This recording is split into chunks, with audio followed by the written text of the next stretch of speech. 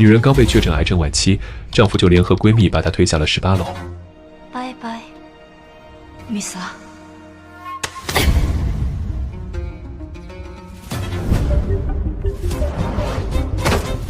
鲜血瞬间渗透进地面，闺蜜吓得瘫坐在地上，大喊着：“我朋友跳楼了！”想用这种方式掩盖杀人事实。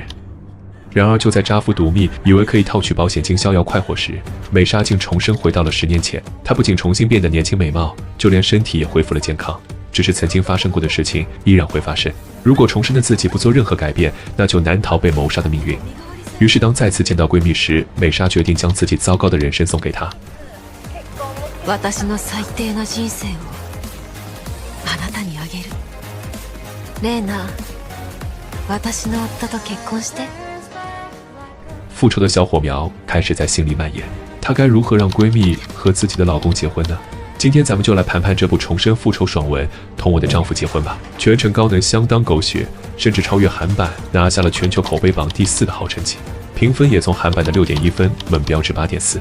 不管是摄影表演还是剧本细节，都要好出不少。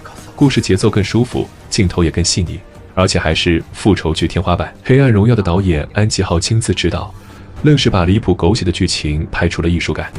起こることは起こる。台本は変わらない。なら、キャスティングを変えればいい。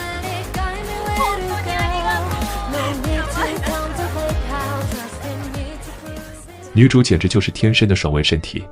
母亲在她小时候离家出走，老爸又在她大3那年绝症去世。大学毕业总算进入了一家大公司，没想到科长是个二五眼，不是在 PUA 就是在 PUA 的路上，加班到连吃饭时间都没有。老公又投资虚拟币，赔得血本无归，甚至还和闺蜜睡到了一张床上。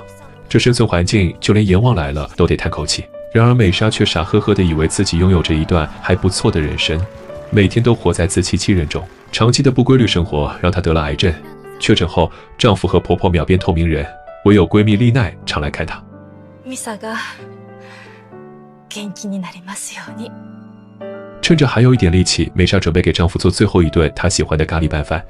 可在超市买东西时，突然接到了保险公司打来的电话，她的人寿保险受益者从自己外婆变成了丈夫。美莎一头雾水，准备问问丈夫怎么回事，结果刚到家门口，就闻到了一股熟悉的香水味。红色高跟鞋显得格外扎眼，随后卧室便传来了丈夫的说话声。